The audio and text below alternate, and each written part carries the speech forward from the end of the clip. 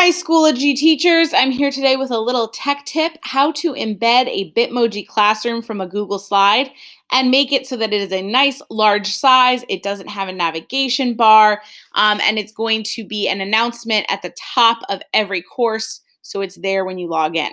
I'm going to show you real quick a hack that you have to do at the beginning of this to even get the option to embed it.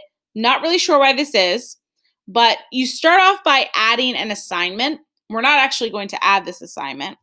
We're going to insert our Bitmoji classroom from our Google Drive app.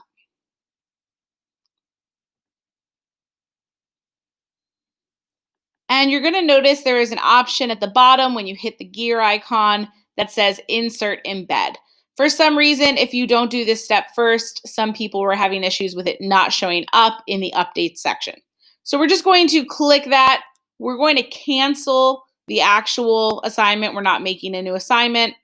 Now we're going to go to updates. And in updates, we're going to follow the same method. So we're going to go down to our Google Drive app. Let me just remove my last post quickly. We're going to go down to insert a resource.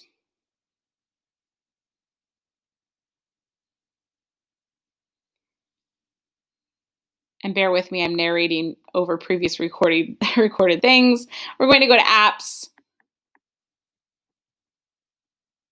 And now we are going to again select our Bitmoji classroom from our Google Drive app, gear icon, and click Insert Embed. Now, as you can see, it's already pretty small. If I just posted this as is without making any edits to the HTML, select as an assignment, so it's posted to the top, an announcement. You can see it's very small. I don't like all this wasted white space over to the side, and I also don't like that there's a navigation bar. I don't want my students viewing skipped slides or progressing in a linear fashion through my slides. I want them to access them only through the links that are posted there. So I want to show you how to customize the embed HTML so that you can have a Bitmoji classroom that is going to be the size that you want. You can get rid of that navigation bar. It's going to be a much better look. So we're going to again start by going to our apps, and we're going to embed our Bitmoji classroom. And it's Insert Embed. And now what we're going to do is we need to get a different embed code. We're actually going to get this from Google Slides itself. So I have another tab open with my Bitmoji Classroom slide. And I'm going to go to File.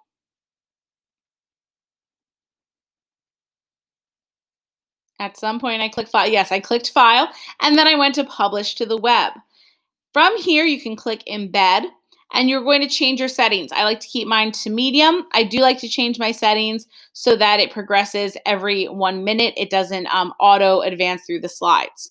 I also like to click the option to start the slides as soon as the player loads. And then you're going to copy that embed code that is produced for you.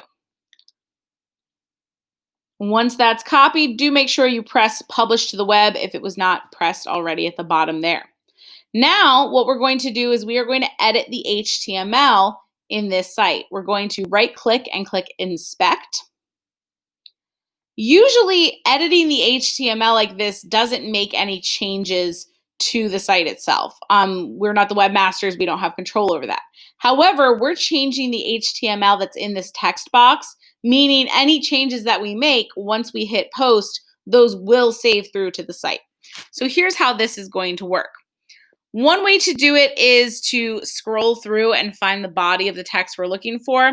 I'm not that adept with HTML, so I actually use the icon in the top left corner, and I think it says something like select an area to inspect. I select the text box that is posted here, and I notice it says body. So I'm looking for that section that says body. It usually highlights the section in the code as well.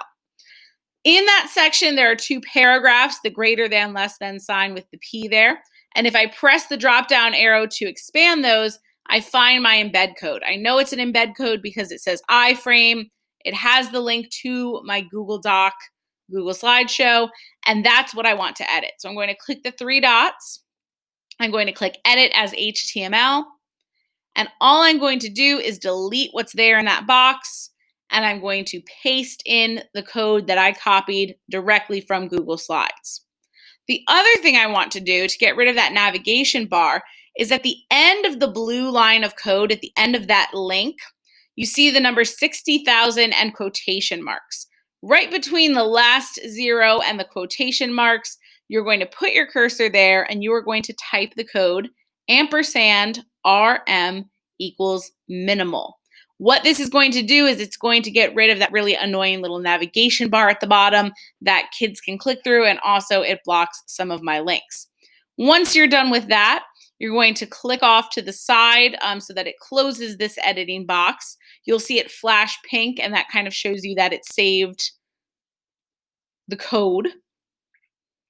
And right when that happened, if you did notice on our page, it also changed within the text box, which you'll be able to see in a moment.